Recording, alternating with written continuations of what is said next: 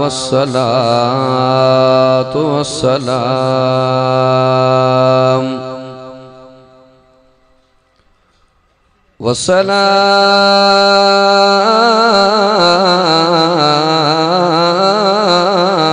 वस्सलातु वस्सलामु अला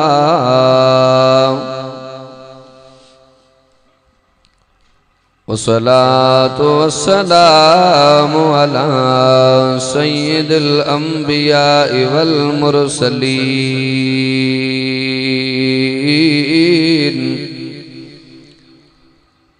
वाला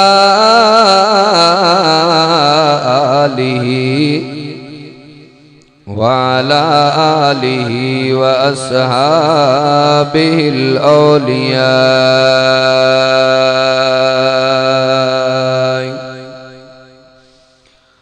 व नशहदु अल्ला इलाहा इल्लल्लाहु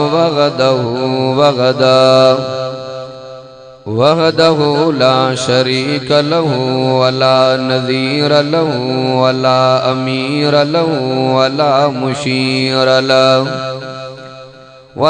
मुशीर लहु वला मिस्ल लहु वला मिसाल लहु व नशहदु अन्न सय्यदना व सनदना व हबीबना व तबीबना व अदीबना व खतीबना व हबीबना व तबीबना व अदीबना व खतीबना व नबीना व हुज़ूरना व नबीना व हुज़ूरना व मासूमना व महबूबना मुहम्मदा अम्मा बाद फ़अऊज़ु बिल्लाहि मिनश शैतानिर रजीम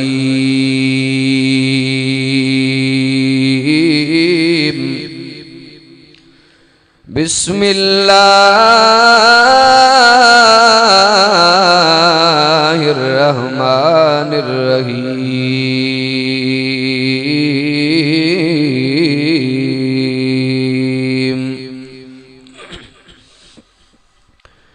या अय्युहन्नासु उअ्बुदू रब्बकुमुल्लज़ी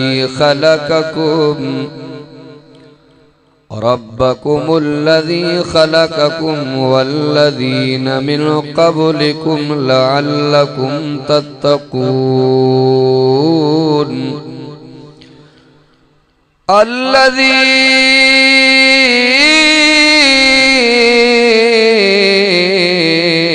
जअल लकुमुल अर्ज़ फ़िराशा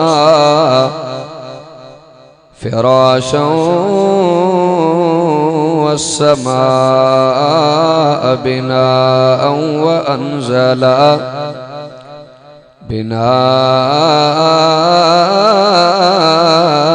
व अनज़ल मिनस्समाइ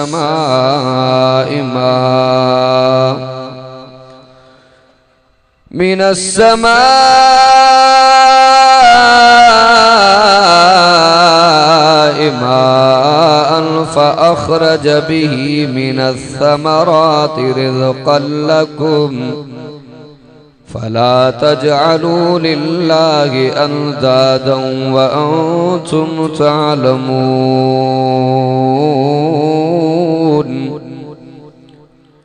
सदक़ल्लाहु मौलानल अज़ीम व बल्लग़ रसूलुहुन नबियुल करीम व नहनु अला ज़ालिका लमिनश शाहिदीन वश्शाकिरीन वल्हम्दुलिल्लाहि रब्बिल आलमीन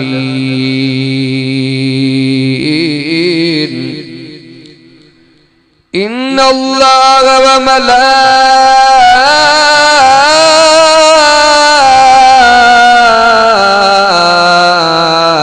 मलाइकतहु युसल्लूना अलन नबी या अय्युहल्लज़ीना आमनू सल्लु अलैहि व सल्लिमू तस्लीमा अल्लाहुम्मा सल्लि अला सय्यिदना मुहम्मदन नबील उम्मी व आलिहि व बारिक व सल्लम अदद कुल्ल मालूमिन लक दाइमन अबदन अबदा। उथी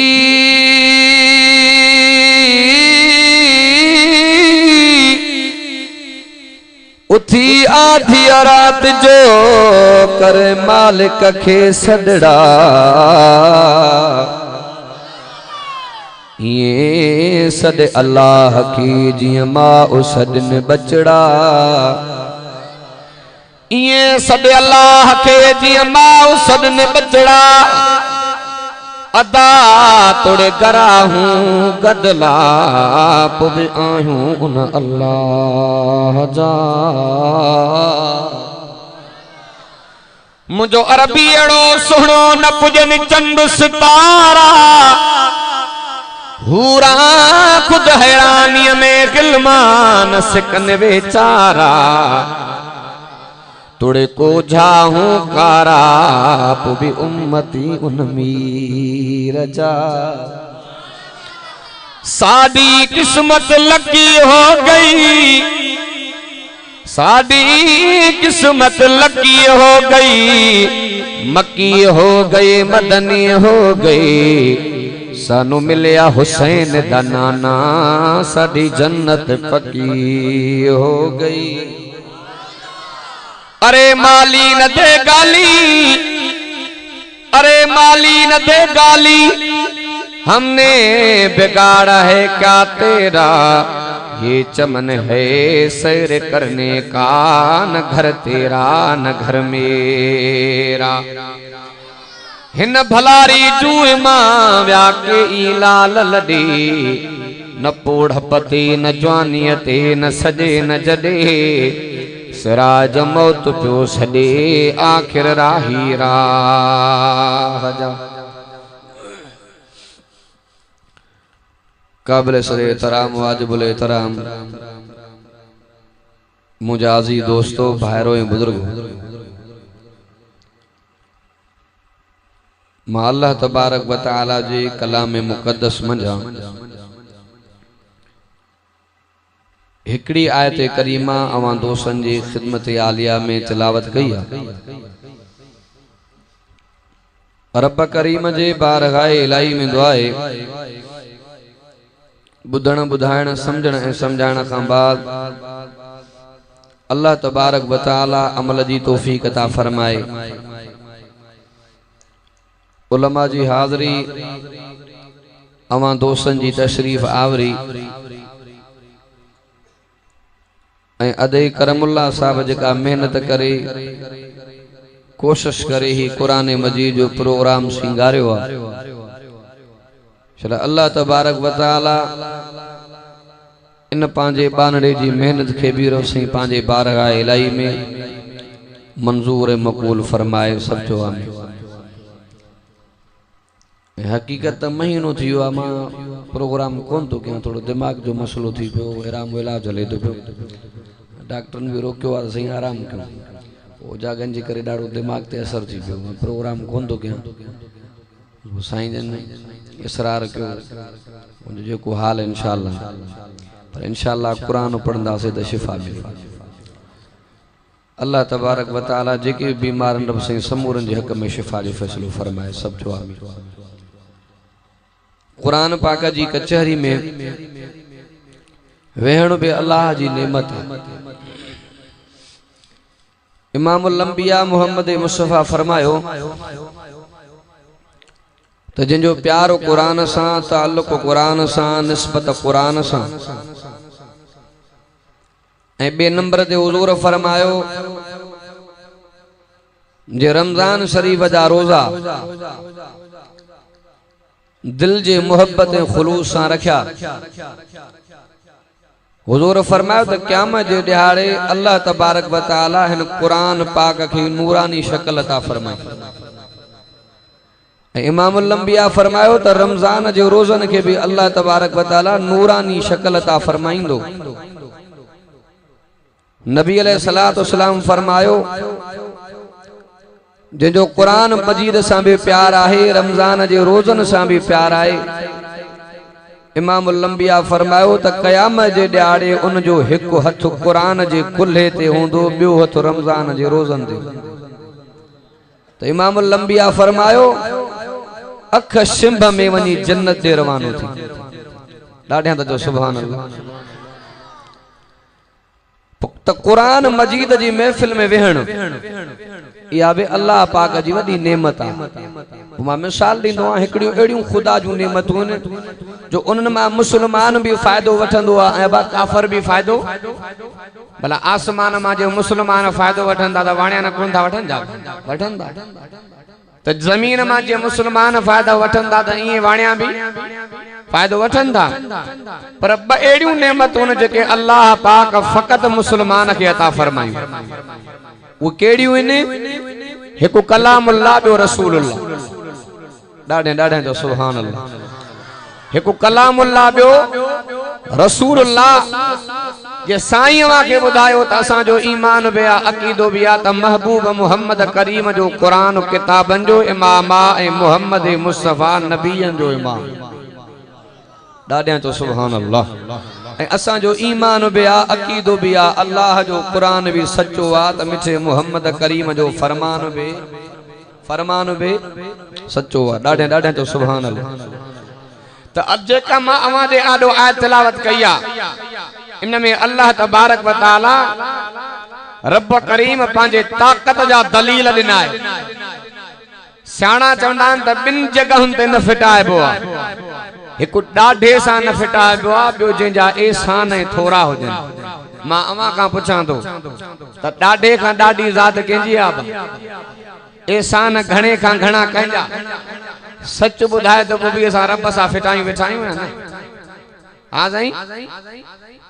अज़ीज़ दोस्तो, साईं बेर वारा वॾा रहमतुल्लाह अलैह मिसाल ॾींदा हुआ, आम उलमा खां बि ॿुधंदा हो।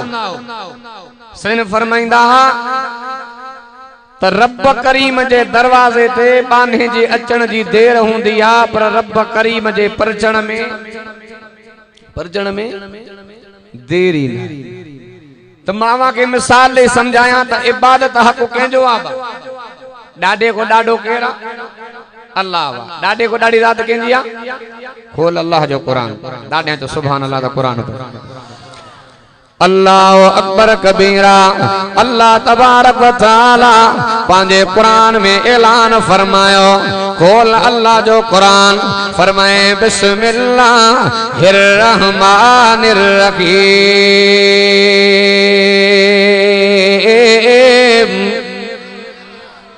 अल्लज़ी जअल लकुमुल अर्ज़ फ़िराशा। ॾाढा तो सुभान अल्लाह। नज़र कजा अल्लाह अकबर कबीरा।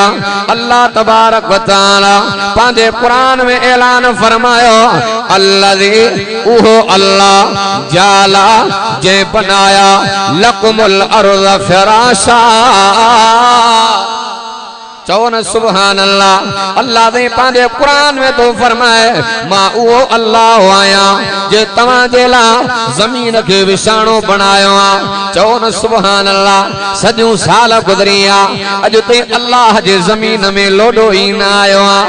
मां बादल में चवंदो आहियां नज़र कजां अगरि वहंदड़ पाणी जे मथां, अगरि वहंदड़ पाणी जे मथां अगरि टालियूं अगरि बंजूं तूं विझंदे त बंजो लुढ़ी वेंदो कोन।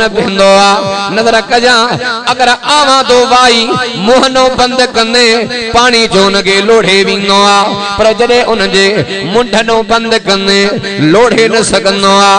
नज़र कजां अल्लाह तबारक व तआला पंहिंजे कुरान में तो फरमाए मां ख़ुदा जे ताक़त ते त नज़र कर, मां अल्लाह एॾी ज़मीन तुंहिंजे लाइ विछाणो कीअं बणाई आहे। चओ न सुभान अल्लाह। इहा ज़ात कंहिंजी आहे? रब करीम जी ज़ात आहे। फरमाए अल्लज़ी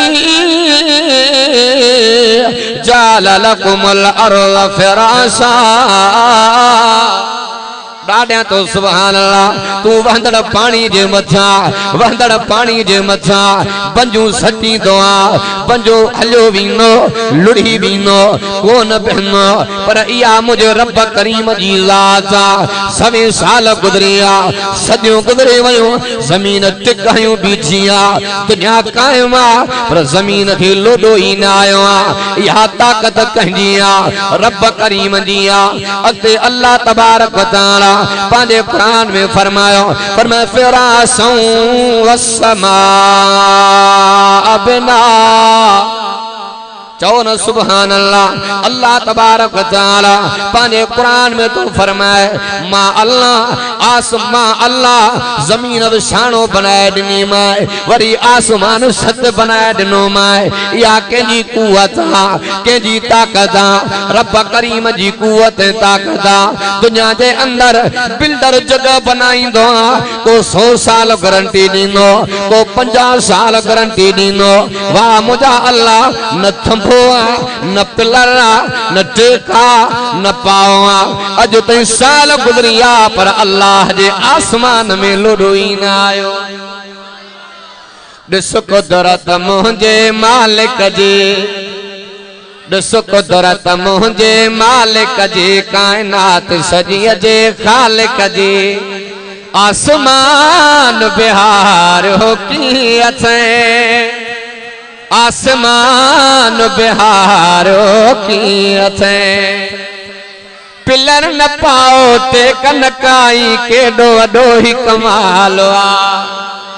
पिलर न पाओ ते कनकाई, केडो वडो ही कमाल आ। रंग में फर्क भी न आयो, हाय हैरत जी ॻाल्हि आ। ॾिस कुदरत मुंहिंजे मालिक जी, कायनात सॼी जे खालिक जी। आसमान बिहार हो की अचे, आसमान बिहार हो की अचे।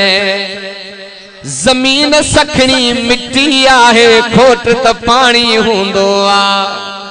जमीन सखणी मिट्टी आहे, खोट त पानी हूंदो आ। फ्रूट सब्जियूं अनाज मेवो तंहिं में कीअं थींदो आ। ॾिस कुदरत मुंहिंजे मालिक जी, काइनात सॼी जे खालिक जे। आसमान बिहार हो की अचे, आसमान बिहार हो की अचे। सिराज चवे इंसान ॾिसो केॾा अणखुट दुनिया में हल। हर कहीं जान चेहरा जुदा हिते मूर नथा कैसां मिलन। ॾिस कुदरत मुंहिंजे मालिक जी, काइनात सॼी जे खालिक जे। आसमान बिहार हो की अचे, आसमान बिहार हो की अचे। डाडिया तो सुभान अल्लाह। अल्लाह अकबर कबीरा। अल्लाह तबारक व तआला पांजे कुरान में ऐलान कंदो पियो आ, या मां रब करीम जी कुवत आ, मां रब जी ताकत आ। जमीन विछाणो बनाए ॾिनी माए, वरी आसमान छत बनाए ॾिनो माए। अल्लाह तबारक व तआला अॻिते पांजे कुरान में ऐलान फरमायो, फरमाया व अनज़ला मिनस समा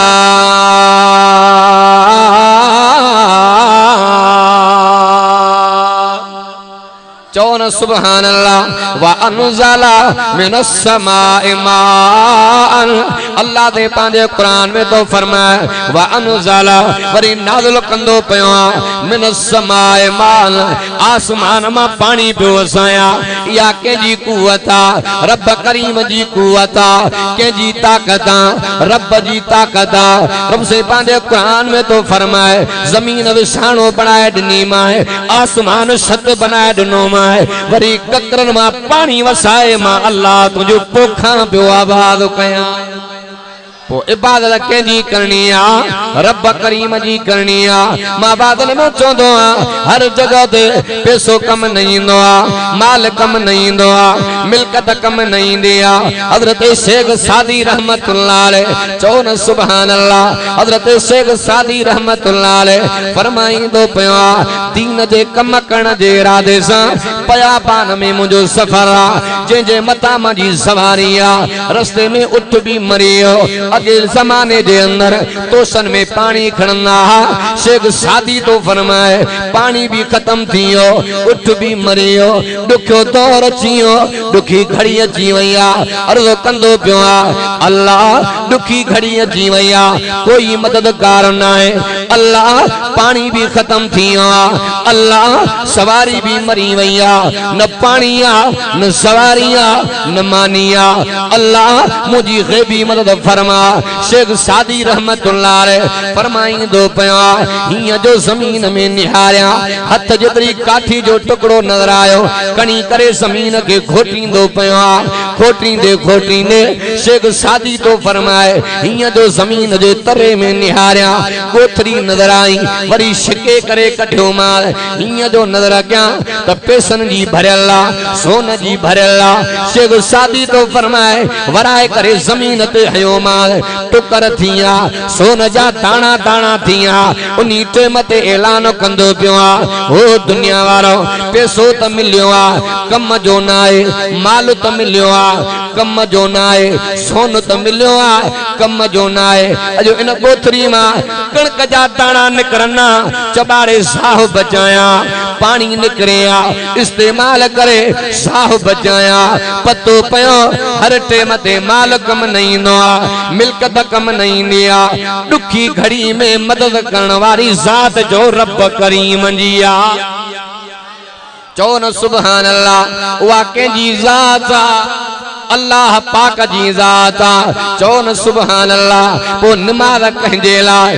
रब जे लाइ हज कंहिंजे लाइ रब जे लाइ ज़कात कंहिंजे लाइ रब जे लाइ आजिज़ी कंहिंजे लाइ रब जे लाइ न्याज़ कंहिंजे लाइ रब जे लाइ दुनिया तड़का ॾींदी आहे सही वहाबी रोकींदा अथव त न्याज़ न खाईंदा कयो नज़र कजां अल्लाह अकबर कबीरा असां उलमाए देवबंद वारनि जो वकींदो असा चौंदा हा इनी नियत सां न्याज़ कंदो कर न्याज़ कंदो पियो खैरात कंदो पियो नालो अल्लाह जो अजर मिले इमामन के जेको न खाए त माखे बुधाइजा चो न सुभान अल्लाह छाजे करे खैरो खैर जो न थींदो खैर में नालो कंहिंजो हूंदो रब करीम जो होल अल्लाह जो कुरान फरमाए वमा उहिल्ल बिही लिगैरिल्लाह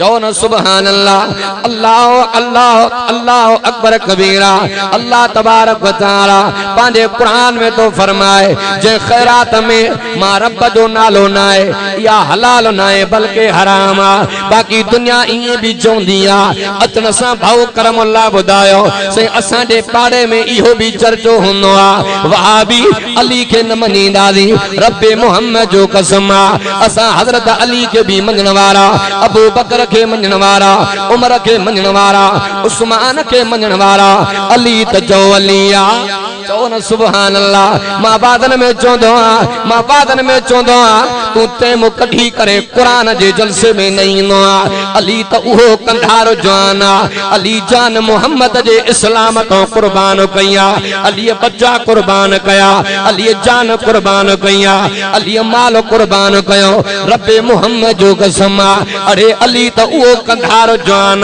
जे तीरन तलवारन जे मींह जे अंदर अल्लाह जी नमाज न छॾी सुभान अल्लाह अली उहो जे वड़ नमाज केड़े तो के सादे चयो वहाबी अली के न मनींदासी मां बादन में चोंदो चो अली अलिया हक जो वलिया शेरे जलिया नकर नफरत हेदे हलिया जे अड़े तोड़े बे हैदर अली अलिया त हेदे बे हैदर अली अलिया चो न सुभान अल्लाह जहाद जो मैदान मुझो मोहम्मद मुस्तफा तो फरमाए अली मां मोहम्मद मुस्तफा जे जिसमें अतर में थकावट अज दिल चौंदी पईया अली तुझे झोल में मोहम्मद आरामी थे चो न सुभान अल्लाह के जे कसम बच्चो निंड कंदो के जे हंज में न्याणी आराम कंदी के जे कुल्हे ते बच्चो आराम कंदो पर वाह सुना अली जे हंज में नबियन जो सरदार मोहम्मद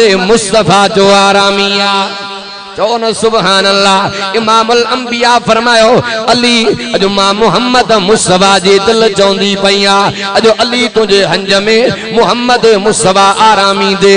वाह अली तुझे नसीबन तो कुर्बान, अली इन घड़ी तो कुर्बान जे घड़ी जो मोहम्मद तुझे हंज में सुमियो आ वो हजरत अली आ। इमामुल अंबिया के हजरत अली मुर्तदा शेरे खुदा रज़ी अल्लाह ताला जे हंज में निंद्रा जी वैया नजर कजा मां त किताबन में पढ़ियो आ। अली जी टे पारी वारी नमाज निकरी वई, अली जे अखिन मो गोड़ा वांदे वांदे मोहम्मद मुस्तफा जे चेहरे ते गिरया। तू रोंदो आ गोड़ा जमीन ते गिरनी, तू रोंदो आ गोड़ा कपड़न ते गिरनी। अली जे अखिन मां जेके नीर वड़ा मोहम्मद मुस्तफा जे जिस्म अतर ते गिरया वो हजरत अली आ। मोहम्मद मुस्तफा उठा हुजूर फरमाए अली रोंदो पियो आ आका कुर्बान वन्या जे अली मोहम्मद पियो जागाए तब गुनाह नमाज पियो छॾे तब गुनाह। अली त मुश्किल में पइजी वियो आ, पतो पयो त अली जो मुश्किल हल करण वारी ज़ात जो रब करीम जी आ। डाडिया तो सुभान अल्लाह नजर कजा अल्लाह अकबर कबीरा। एडो इमामुल अंबिया मोहम्मद मुस्तफा फरमायो अली घबराए ना मुझे मोहम्मद करीम दुआ जा हथ खया मां बादन में चोंदो आ दुनिया जो पीर दुआ घुरंदो आ, मीर दुआ घुरंदो आ, अब्द दुआ घुरंदो आ, अब्दाल दुआ घुरंदो आ, कबूल पौंदी आ देर लगंदी आ पर मोहम्मद मुस्तफा रहमत वारा हथ खणंदा त रहमत जा चो वही पौना। इमामुल अंबिया मोहम्मद मुस्तफा हथ गया अल्लाह मां मोहम्मद मुस्तफा जे अली जे नमाज जी पारद दी अल्लाह तबारक व तआला ते मके पोयो गिर रहियो आ सागो सिज निकरी आयो अली नमाज पढ़िया अली जो इश्क नमाज सा अली जो इश्क अल्लाह सा अली जो इश्क मिठे मोहम्मद सा। चओ न सुभान अल्लाह। केड़ा नबी जा लिखा दीवाना, केड़ा नबी जा लिखा दीवाना, हूरन बेगाया तंजा तराना। केड़ा नबी जा लिखा दीवाना, हूरन बेगाया तंजा तराना। मानू त मानू पक्की प्यास के हर को दिसण ले बोले बहाना। केड़ा नबी जा लिखा दीवाना, हूरन बेगाया तंजा तराना। चओ न सुभान अल्लाह। अल्लाह अकबर कबीरा। ये यो सुनो अलिया चओ न सुभान अल्लाह। अली वरी बहादुर त चोटी जो आ अली जड़ो को बहादुर कोन थींदो मां त किताबन में पढ़ियो आ। शाम जे मुल्क मो अली जे महफिल में काफिलो आयो हजरत अली त्रिपारी वारी नमाज मिठे मोहम्मद जे मुसल्ले ते इमाम जे सूरत में बीठो आ वो हजरत अली आ। जने हजरत अली नमाज पूरी कया उन काफिले जे विच कतार मां अली जे चेहरे दे जान तकींदो पियो आ। हजरत अली हिकमत वारा गुर सिखाई मोहम्मद करीम वटो आ। हजरत अली समझियो अर्ज़ो कंदो पियो आ हे नौजवान बार बार मां हैदर जे चेहरे में तकींदो पियो आ। हजरत अली के चोंदो पियो आ खैबर वारो किलो तू फतह कयो आ या को अली बियो आ। चओ न सुभान अल्लाह। हजरत अली तो फरमाए अली त सागो आ अली कुर्बान वन्या उहो दरवाजो एक हथ सा तू खोलियो आ जेको 80 इंसान खणी न सग्या। हां मुजा हैदर तुझे बहादुरी ता कुर्बान वो हजरत अली आ। हजरत अली मुर्तजा फरमायो अली त सागो आ अली एकड़े हथ सा दरवाजो एडो तू कभी किया खोलियो आ। हजरत अली तो फरमाए जने अली दरवाजो खोलियो आ उन टाइम ते अली जी जिस्मानी ताकत नहीं अली जे ईमान जी कुवत ही। चओ न सुभान अल्लाह। इहो अलिया सियाणा चंदन जड़ा काम तेड़ा बच्चा जेड़ा रूह तेड़ा खत्मा वो अली बहादुर हसन हुसैन कंजा बच्चा।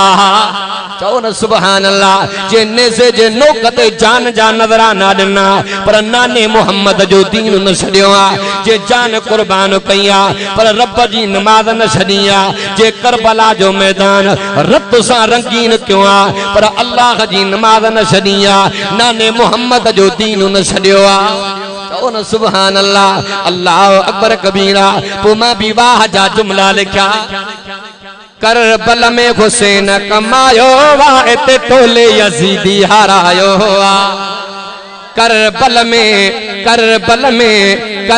में हुसैन कमायो वाह ते टोले यजीदी हरायो पानी अते हयो पैनो होयो पर पोइ भी झुकियो न हुसैन होयो पानी अते हयो पैनो होयो पर पोइ भी झुकियो न हुसैन होयो हा करबल में पाणो मञायो वाह ते टोले यजीदी हरायो इब्ने सअद आयो लश्करो काहे कोन झकियो ही जवानो झुकाए इब्ने सअद आयो लश्करो काहे कोन सकियो ही जवानो झुकाए बच्चे हैदर जे फाते खैबर जे बच्चे हैदर जे फाते खैबर जे मैदानो हवा मञायो वाह ते टोले यजीदी हरायो चौन सुभान अल्लाह अल्लाह अकबर कबीरा केड़े तो के सादे जया वहाबी हुसैन के न मनीना दे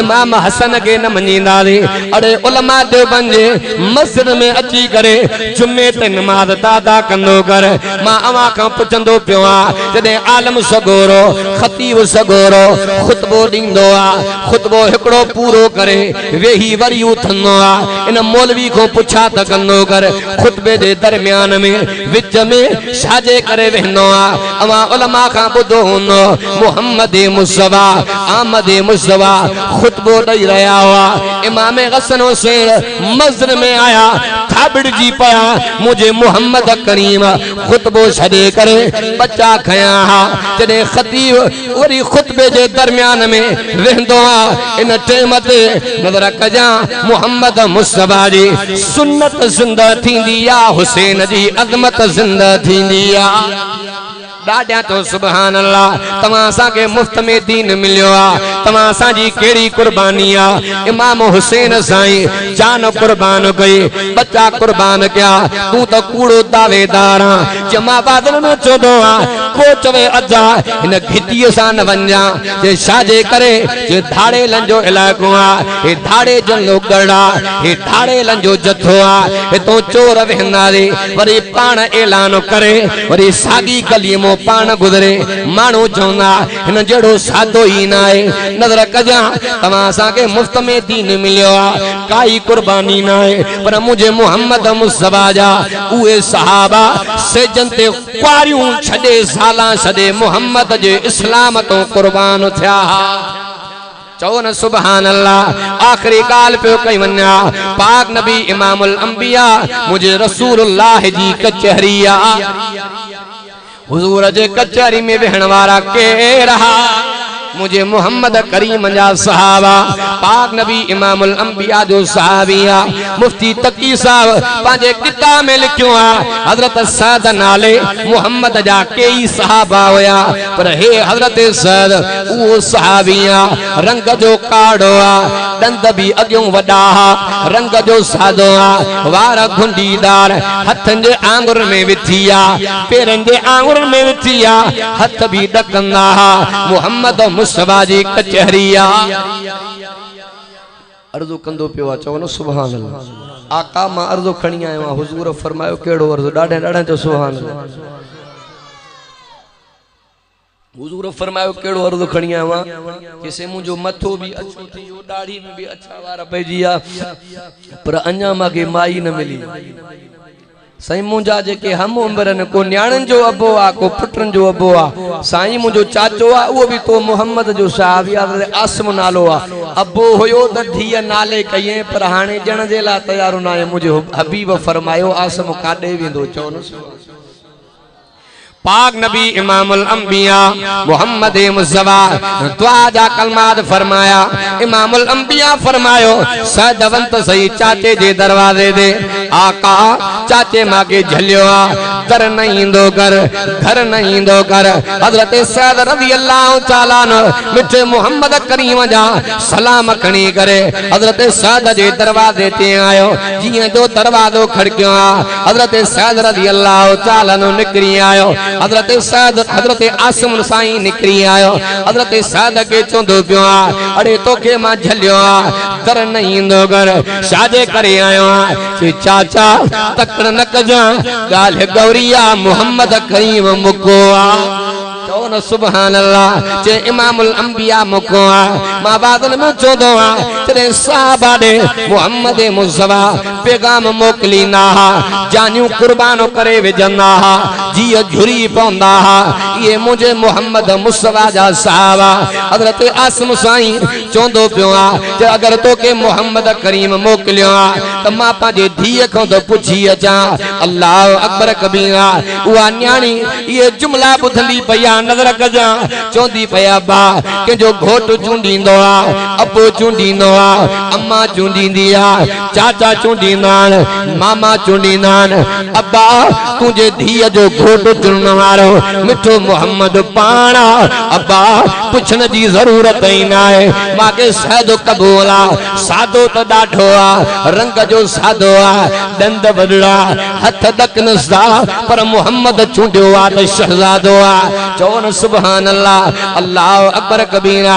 हजरत सैद साईं के जरे शादी जी हाथिया मां त किताबन में पढ़ियो हजरत सैद साईं हा मक्के जे गलन मां बहकंदो ईंदो पियो एक काफर जी धीआ काफर जी न्याणिया हजरत सैद के मिहणो पई रे तानो पई रे जे शक्ल त तू भी शादी कंदो पियो ॾिसो त सही वॾो घोट थींदो पियो हजरत सैद साईं जा ज़ारो कतार अखन मो नीर वही आया मुझे मोहम्मद मुस्तफा दे मोटी आयो आका माके कुंवार त मिली साईं पर काफर जूं न्याणियूं में माते टोका पयो कनी आका जेकरे मां ॾिसण जो सादो रंग जो कसो आका इहो मुंहिंजो त ॾोह न आहे रब करीम अहिड़ो जोड़ियो मां रब ते रज़ा ते राज़ी मोहम्मद मुस्तफा जज्बात में आया जलाल में आया। इमामुल अंबिया फरमायो सद घबराए ना जदे घोट थी करे तुझी पाराद आसम जे दर पहुती दुनिया तुझे हुस्न जा तराना गाईंदी चौन सुभान अल्लाह अल्लाह अकबर कबीरा। हजरत आसिम रज़ी अल्लाह तआला न अर्ज़ कंदो पियो आका कुर्बान वञा से दुनिया जो दस्तूरा दुनिया जो दस्तूरा वो घोट थींदो अबो सिंगारींदो अम्मा सिंगारींदी आका मुझो अबो भी दुनिया में कोने अम्मा भी दुनिया में कोने। पाक नबी फरमायो इमामुल अंबिया फरमायो मां बादन में चोंदो अल्लाह तबारक व तआला तमा असां के उहो मोहम्मद दिनो ॾाढे जो सुभान अल्लाह। महशर में नबी पाक अची साथ जो ॾींदो हकीकत मां के हिते सूर बीठो आहे तव्हां मूंखां वधीक था ॻाल्हायो बुलंद आवाज़।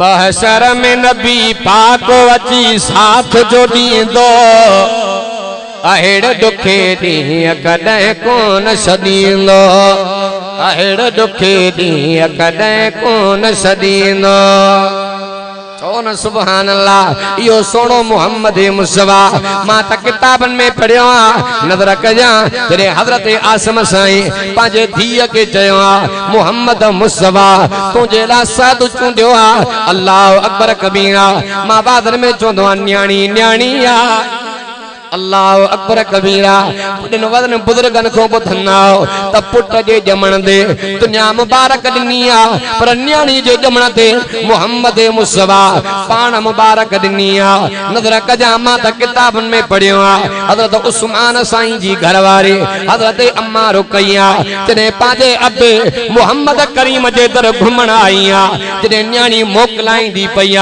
मां त किताबन में पढ़ियो पंहिंजे धीअ जी कठड़ी मुझे मोहम्मद मथे ते पाण खैया चओ न सुभान अल्लाह। अल्लाह अकबर कबीरा पंहिंजे अबे हज़रत आसिम साईं के चौंदी पईया अब्बा मूंखे शहादत मंज़ूर आ पर मुंहिंजो हिकिड़ो शर्त आ मुंहिंजो निकाह मोहम्मद पाण पढ़े। चओ न सुभान अल्लाह। अल्लाह अकबर कबीरा जॾहिं हज़रत सद साईं खे हा थी वईया इमामुल अंबिया ॾे आयो अर्ज़ु कंदो पियो आका कुर्बान वञा से मुंहिंजो अबो बि कोन्हे अम्मा बि न आहे मां यतीम आ मिस्कीन आ ग़रीब आ से मुंहिंजो पाराती कोई न आहे। इमामुल अंबिया फरमायो तुंहिंजो पाराती बि मोहम्मद पाण आ। दादा तो सुभान अल्लाह। जॾहिं हज़रत सअद रज़ी अल्लाह ताला नो इमामुल अंबिया मोहम्मद करीम ने ठही संभरी आयो आहे मुफ्ती मोहम्मद तकी साहब इस्लाही खुतबात जे अंदर जो वाक़ियो बाज़ार सां बयान कयो आहे। जॾहिं हज़रत सअद रज़ी अल्लाह ताला नो इमामुल अंबिया जे साम्हूं आयो नबी पाक मोहम्मद करीम फरमायो सअद वेझो था मुझे मोहम्मद करीम नबूवत वारे भाकुर में भरे करे हथड़ो मुबारक चेहरे ते मलियो आहे। हज़रत सअद साईं ने फिटल रंग मां झटका निकरी आया नूरा नूर जा तजल्ला। अल्लाह अकबर कबीरा जॾहिं हज़रत सअद साईं जी बारात पंहिंजे चाचे आसम जे दरवाज़े ते आई आहे साॻी काफ़र जी न्याणी दर ते बीठी आहे तुंहिंजा जो दस्तूर आहे मुक़रर कई नए मोहल्ले जे अंदर ॿारनि जी ॼञ ईंदी आहे रोशे कोॾिया ॿार निकिरी ईंदा नंढियूं नंढियूं न्याणियूं साॻी न्याणी चवंदी पई आहे घोट त साॻियो आहे पर जो नूर जो जलवो आहे नज़र कजां भॼी करे आसम जे धीअ ॾे पहुती आहे चई जेको तुंहिंजो घोट थियो आहे रिश्ते में तुंहिंजो छा लॻंदो आहे जे चाचे जो पुटु आहे ॾाढो सादो आहे रंग जो काड़ो आहे हथ बि ॾकंदा अल्लाह अकबर कबीरा उहा काफ़र जी न्याणी साॻी चवंदी पई आहे चरी त नथी आहे ॾाढी सादी आहे सद तोखे ॾिठे ॾींहं थी आहे मां हाणे ॾिठियूं पिया वाह जो सुहिणो आहे। हज़रत आसिम साईं जी धीअ चवंदी पई आहे सौट मुंहिंजो आहे तोखां वधीक मां सुञाणा जे अॼु हज़रत सअद जो चेहरो चमकंदो पियो आहे इहो न मुंहिंजो कमाल आहे न सअद जो कमाल आहे मुहम्मद मुस्तफ़ा जे नबूवत जो जलवो आहे। दादा तो सुभान अल्लाह। जॾहिं शादी करे घर आयो आहे गुरबत जो ज़मानो आहे कच्चा घर पर ईमान पहाड़ हीअं जो छपर में निहारे खजी जे फरन जो मुसलो टंगियो पियो आहे लाहे करे शुक्राने जी नमाज़ पढ़ंदो पियो आहे। जॾहिं पहिरीं रकात पूरी करे ॿी रकात अतहियात में वेठो आहे हेॾो हज़रत बिलाल घटनि में आज़ान ॾिनो घटी जे अंदर हज़रत बिलाल ऐलान कयो आहे केड़ो ऐलान फरमाया हैया अलल जहाद। चओ न सुभान अल्लाह। हज़रत सअद रज़ी अल्लाह ताला नमाज पूरी करे पंहिंजे कच्चे झुगे में भगो आहे तलवार खणी करे मुसल्ले ते आयो ज़ाल चवंदी पई आहे सअद ख़ुशी जो मौक़ो आहे काॾे तकड़ कंदो पियो आहे जे रब करीम दिल हिक ॾिनी आहे हिन दिल जे अंदर अवल मोहब्बत मिठे मोहम्मद जी आहे तोखे पतो न पियो छा। हज़रत बिलाल घटीअ में ऐलान कयो आहे मोहम्मद मुस्तफ़ा ऐलान कयो आहे जिहाद जे लाइ सॾियो आहे। अल्लाह अकबर कबीरा आए त सादो हज़रत सअद हथ ॾकनि पिया पर मोहम्मद करीम जे इस्लाम जे दफ़ा जे लाइ तलवार खणी करे बीठो आहे। घरवारी चवंदी पई आहे मां अवां खां पुछंदो पियो आहे अगरि कंहिंजे न्याणी जो निकाह थींदो आहे कुंवार खे वॾी चादर मिलंदी आहे। अल्लाह अकबर कबीरा हज़रत आसिम साईं जे धीअ खे वॾी चादर वेढ़ियल आहे लाहे करे सअद जे चेहरे के वेड़े हज़रत सअद चवंदो पियो आहे छा कंदी पई आहे कि सअद तोखे पतो न आहे तूं घोट मतां तोखे नओं घोट ॾिसी करे मोहम्मद जा सहाबा तोखे वापसि मोटाइण मतां जिहाद जो मुजाहिदन मां रहिजी वञे अॼु निकाब खणी करे तलवार खणी करे जिहाद जे मैदान में मोहम्मद जा दुश्मन कपड़ांदी इहो मोहम्मद करीम इमामुल अंबिया मोहम्मद मुस्तफ़ा जा सहाबा चो न सुभान अल्लाह। मां तफसील में कौन पे वन्या, आखिर सहाबी कुर्बान थियो। ये इमामुल अंबिया मोहम्मद मुस्तफा इमामुल अंबिया जा सहाबा इन कुरान जेला कलमे जेला कुरान जेला कलमे जेला जान जा नजराना दिना, जान जी कुर्बानी, माल जी कुर्बानी, इज्जत जी कुर्बानी, अज़मत जी कुर्बानी, बच्चन जी कुर्बानी। मां अमा का पुछंदो पियो दुखी घड़ी में मदद करण वारी ज़ात कंहिंजी आ, रब करीम जी आ। कंहिंजी ज़ात आ, रब करीम जी आ। मुझे इमामुल अंबिया जी सहाबियाणी आ हज़रत अम्मा उम्मे सुलैम थी फरमाए, जने मां इमामुल अंबिया मोहम्मद मुस्तफा जो कलमो पढ़ियो आ। ॾाढे चो सुभान अल्लाह, ॾाढे बुलंद आवाज़। इमामुल अंबिया मोहम्मद मुस्तफा जो कलमो पढ़ियो आ। मक्के जा काफर मिली करे गजी करे आया ए उम्मे सुलैम तू नबी मोहम्मद करीम जो कलमो पढ़ियो आ। जे कलमो त पढ़ियो आ, जे वॾा दुख ई नहीं, वॾियूं आज़माइशूं ई नहीं, वॾियूं तकलीफ़ां ई नहीं। अम्मा उम्मे सुलैम चवंदी पई आ तकलीफ़ां ईंदियूं, दुख ईंदा, मां रब जे रज़ा ते राज़ी आ। छाजे करे अल्लाह पंहिंजे प्यारे पान खे आज़माईंदो आ। चओ न सुभान अल्लाह। हज़रत अम्मा सुलैम भी फरमाए गर्मी जा ॾींहं, हाड़ जा ॾींहं, ज़मीन भी गरम आ, ॾींहं भी जवानी में आ। वरी ज़ालिमन माखे ज़ोर सां माखी खाराई वई। हेठों ज़मीन भी गरम आ, ॾींहं भी गरम आ, माखी भी गरम आ। वरी ज़ालिम मारींदा पयान। अम्मा उम्मे सुलैम थी फरमाए गर्मी जे करे बेहोशी तारी थी वई।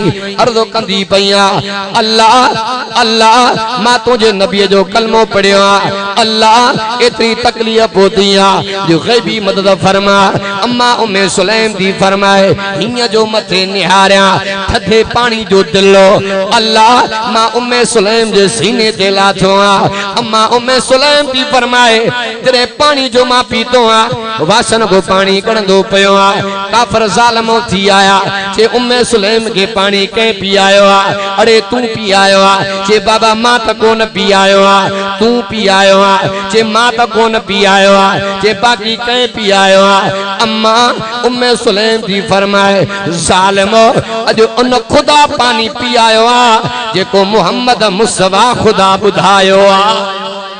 सुभान अल्लाह। ये इमामुल अंबिया मोहम्मद मुस्तफा जा सहाबा। ओ अजीज दोस्तों भार बुजुर्गो ये फानी जहाना मां बादल में चोदो अचण जी तरतीब आ वजण जी काई तरतीब ही ना है। हफ्त महीने डेढ़ जी गाल आ शिकारपुर मुझो वजण दियो। ये दोस्त मां के वाको बुधायो जे सिगड़ो डॉक्टरो वनी मरीज के दिसण जे ला वयो। रस्ते में ड्राइवर के चोंदो पियो आ मां के हल्को हल्को सीने में दर्द पियो महसूस। मां पोयो गाड़ी में आराम कंदो पियो तू गाड़ी हला मरीज जे तर पहुता त डॉक्टर जो साव न तो ॾिठो न मां ॾिठो। हे फानी जहान आ अचण जी तरतीब आ। हे वॾो भाउ हे नंढो भाउ हे टियों नंबर भाउ हे चौथों नंबर भाउ पर वञण जी तरतीब ई न आहे। रब्बे मोहम्मद जो कसम आ जवान हलिया विया बूढ़ा वेठा दी या कंहिंजी मर्ज़ी आ रब करीम जी मर्ज़ी आ। अजीज दोस्तों उन दिहाड़े न मिठ कमीना न अजीज कमीना न दोस्त कमीना। उन दिहाड़े कुरान कमीनो अमल कमीना। जॾहिं इंसान मरी वेंदो आ मिट हिकड़ी मेहरबानी कंदा मण मिटनि जा हारे लतूं हणी मोटींदा। अल्लाह अकबर कबीरा उते कम अचण वारी ज़ात कंहिंजी आ मदद करण वारी ज़ात कंहिंजी आ रब करीम जी आ। उते कमीनो रब जो कुरान कमीनो उते कमीना अमल कमीना। तव्हां असांजा अमल तॾहिं ठही पवंदा जॾहिं तव्हां असांजी निस्बत इन कुरान सां जुड़ी पवंदी। अॼु कलमो त पढ़ियो आ पर निमाज़ असां में न आहे। कलमो त पढ़ियो आ शराब असां में आ। कलमो त पढ़ियो आ ज़िना असां में आ। कलमो त पढ़ियो आ कूड़ असां में आ। कलमो त पढ़ियो आ जबर असां में आ। कलमो त पढ़ियो आ बदमाशी असां में आ। कलमो त पढ़ियो आ कूड़ असां में आ। कलमो त पढ़ियो आ ठगी असां में आ। मां वादन में चवंदो आ मुझे मोहम्मद मुस्तफा जे दौर हाज़िर जे अंदर जे कलमो न पढ़ियो त न पढ़ियो जे पढ़ियो त वाह जो पढ़ियो। ॾाढियां तो सुभान अल्लाह अॼु अद कयो इंशाअल्लाह नमाज़ जी पाबंदी थींदी नमाज जी पाबंदी थींदी असांजो पढ़ ॾाढो मोहम्मद आलम कल्होड़ो रहमतुल्लाह अलैह ॿुधाईंदा त नमाज जो वॾो पाबंद तहज्जुद जो वॾो नेक ऐं ईअं दुनिया में वयो एॾे बुलंद आवाज़ सां कलमो पढ़े जो समूरन ॿुधो हो मोमिन जो खात्मो ईमान दे थींदो आ जेजी निस्बत कुरान सां जंहिंजो ताल्लुक़ कुरान सां तंहिंजो खात्मो भी कलमे ते थींदो हुजूर फरमाए जे विंदे विंदे मां मोहम्मद जो कलमो पढ़ियो त जन्नती आ ॾाढियां तो सुभान अल्लाह रब करीम जी रहमत बहाना ॻोल्हींदी आ इमामुल अंबिया मोहम्मद मुस्तफा सल्लल्लाहु अलैहि वसल्लम जी गुलामी कर प्रचार कर ॿई जहान बणजी वेंदई हज़रत फुज़ैल बिन अयाद रहमतुल्लाह अलैह वक्त जो नाम्यारो धाड़ेलो बाद में रब जो वली बणियो आ हज़रत फुज़ैल बिन अयाद रहमतुल्लाह अलैह फरमाईंदो पियो आ मां चोरन जो जथो वठी करे कंहिं मोमिन जे घर में दर भञण जे लाइ यानी चोरी जे इरादे सां घिरियो आ हीअं जो जॾहिं घर में लथो आ त घर वारे मालिक जे ज़ुबान ते अल्लाह जो कुरान जारी आ हज़रत फुज़ैल बिन अयाद रहमतुल्लाह अलैह फरमाईंदो पियो हया जागी पियो गैरत जागी पई ज़मीर पे मलामत करे फुज़ैला हो भी रब जो बानो आ तू भी रब करीम जो बानो आ अमल एड़ो कर जेको हिते भी कम अचे तो हुते भी कम अचे के वाह जा जुमला चया चओ न सुभान अल्लाह ॾाढा तो सुभान अल्लाह हर को वींदो यार लॾे हितां रहंदो नालो अल्लाह जो रहंदो नालो अल्लाह जो वो कोन पतो को साह जो हर को वींदो यार लॾे हितां रहंदो नालो अल्लाह जो अज आज क्यों इंशाअल्लाह नमाज जी भी पाबंदी थीनी नमाज जी पाबंदी थीनी ऐं पंहिंजे बच्चन के कुरान पढ़ाइबो चो न सुभान अल्लाह आखिरी गाल मां इन तफसील में भी कोन पियो वञा पंहिंजे सखर जो वाक़ियो आहे हो जमियत जे आलमन के ॻाल्हाइण वारो कारी इस्माइल रहमतुल्लाह अलैह जामे मस्जिद वारा अवां के वाक़ियो यादि हूंदो को दौरो साईं मोहम्मद मुराद मंदलगा वारा रहमतुल्लाह अलैह वाक़ियो ॿुधाईंदा त घंटा घर जे वाणे जी न्याणी आहे कारी इस्माइल रहमतुल्लाह अलैह गोल मस्जिद वारे वटि चोरी रब जो कुरान पढ़ंदी आहे अल्लाह अकबर कबीरा 15 से 12 कुरान जा हिफ़्ज़ करे वई नादरा भी पढ़ी वई न्याणी ओचदो रब के प्यारी थी वई हिंद वाणिया सखर घंटा घर जा चवण लगा त न्याणी असां साड़ींदासे हेॾो कारी इस्माइल रहमतुल्लाह अलैह सखर जा आलम गॾु करे घंटा घर जे चौक ते बीठो आहे इहो तव्हां खे जेके वॾा हूंदा वाक़ियो यादि हूंदो कारी इस्माइल रहमतुल्लाह अलैह चवंदो पियो आहे न्याणी मुसलमानी मां इन न्याणी के मोहम्मद जो कुरान पढ़ायो आ या मुसलमान जी न्याणी आ असां दफनाईंदासे वाणियुनि फैसलो कयो असां अवां को पुछंदा पिया न्याणी कंहिंजे दर मरी वई कंहिंजे घर मरी वई जे असां वाणियुनि जे घर में वई आ त न्याणी असांजी आ जॾहिं सखर जे कोर्ट में फैसलो आयो जज भी उन्हनि जा हामी थी बीठा छाजे करे ज़ाहिर दलील इहो त न्याणी वाणियुनि जे घर में मरी वई आ अल्लाह अकबर कबीरा त कारी इस्माइल रहमतुल्लाह अलैह अखियुनि में पानी वही आयो त उलमा सखर जा चवण लगा सही छाजे करे रोंदो पियो आहे जे मोहम्मद मुस्तफा जी उम्मतियाणी कलमे पढ़ण वारे बाहि में कीअं सड़े मांखे दर्द थींदो पियो आहे तकलीफ़ थींदी पई आहे अंज थींदो पियो आहे या त ज़ाहिरन भी अवां के मां ॿुधायां इहो क़ुरान जो मौजूदो आहे क़ुरान जी करामत आहे कारी इस्माइल रहमतुल्लाह अलैह रोई करे जॾहिं मोटी आयो साॻी इहा गोल मस्जिद आहे तालिबन खां दुआ घुराए अल्लाह अॼु न्याणी जे जिस्म जी हिफ़ाज़त फरमाए जा को वॾो पुराणो एतिरो वाक़ियो त कोन्हे फतवा मोहम्मद मुराद हाले जोई जे अंदरि तव्हांखे इहो वाक़ियो मिलंदो अल्लाह अकबर कबीरा जॾहिं उन न्याणी खे आस्थाने ते हिंद वाणिया सखर जा साण जे लाइ विया नज़र कजां जो बाही असर कोन कंदी पई आहे उनजी अम्मा डोड़ंदी आई जे साल आलमो माके भी खबर आ वाके इन न्याणी मुसलमानन जो कुरान यानी किताब पढ़ियो आ अल्लाह अकबर कबीरा यो मोजो कुरान जो आ करामत कुरान जी आ यो हजरत फज़ील बिन अयाद रहमतुल्लाह अलैह उन घर वाले यानी भागे जे ज़मान ते मोहम्मद जो कुरान बुधो आ गैरत जागी पई तो भांजे ला आयो अल्लाह गुनाहगारो डाढो आ बदकारो डाढो आ सियाकारो डाढो आ हजरत फज़ील बिन अयाद रहमतुल्लाह अलैह मज़र में ये जुमला जो चया इमाम सगोरो वेठो आ चोंदो पे फज़ील तू त गरीबन सा जुल्म कया सितम कया कीस गया तो के तेसी दे अल्लाह न बख्शीनो जेसी ते गरीबन जा हक न मोटाई ने सुबह जो टाइम चवा जे जे जा हक खादा जैसा जुल्म कया सितम कया समून को बख्शाई दो पियो पर एकड़ो यहूदिया चोंदो पियो मां एक शर्त ते माफ कंदो मां जे केड़ो तुजो शर्ता जे जडे तू मुझे घर मां चोरी कई मां जमीन ठारण जेला पैसा कदो करे रखया तू उहे मुझा पैसा चोराया अजु ते जमीन मुझी आबाद न थिया मुझे जमीन जे अंदर वारिय जा वडा वडा तड़ा पत्थरन जा पहाड़ जैसी तई जमीन मो तड़ा न खणने पत्थर न कढने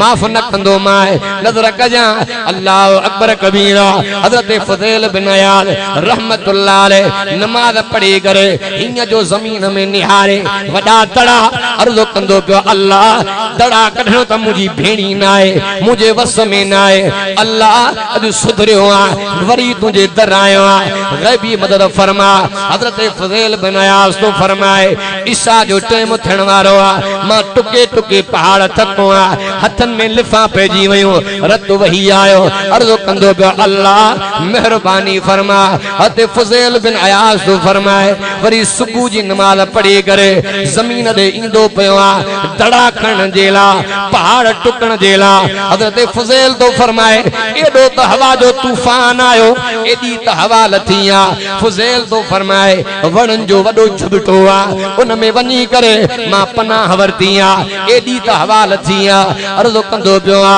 अल्लाह गैबी मदद फरमा फज़ील तो फरमाए एडो त हवा जो लोडो आयो एडो त हवा जो झटको आयो जमीन ते जो वन्या न माके वारिय जे दड़न जो निशान नजर आयो न माके पत्थरन जा पहाड़ नजर आया या वलियन जी करामत हजरत फज़ील बिन अयाद तो फरमाए जने वो यहूदी जमीन ते जो आयो चोंदो पियो वाह जो कुड़मिया वाह जो मजूरा साल गुजरिया मां तड़ा खणी न सगया तू त एक रात में वडो कम कयो हजरत फज़ील बिन अयाद रहमतुल्लाह अलैह फरमायो यो कमाल फज़ील जो ना है यो कमाल फज़ील जो ना है यो कुर्ब करम ए हुन करीम कयो मां उन जे तर तौबा कई अल्लाह मुझे मथा मेहरबानी कुर्ब फरमायो जो को रब करीम ने दरवाजे ते अची करे सच्ची नियत सां तौबा कंदो अल्लाह तबारक व तआला गैबी मदद फरमाईंदो ओ अजीज दोस्तो ये आलम सगोरा तवा जा सजण तवा जा खैर खा अज आज के इंशाअल्लाह अल्लाह जी नमाज न छडबे आलमन को बधंदा एक दबे नमाजी उन्यो थी मरंदो बेनमाजी जे चेहरे में नूर न होंदो नजर कजा पाक नबी इमामुल अंबिया गे अल्लाह तबारक व तआला जे मेराज करायो आ त मोहम्मद जे उम्मत जो मेराज नमाज में आ डाडे जो सुभान अल्लाह गवाए अल्लाह गवाए अल्लाह गवाए जिंदा जोड़ कोई नहीं जिंदा जोड़ कोई नहीं नबियां दसा है अल्लाह गवाए अल्लाह गवाए अल्लाह गवाए अल्लाह गवाए जिंदा जोड़ कोई नहीं जिंदा जोड़ कोई नहीं नबियां दसा है अल्लाह गवाए अल्लाह गवाए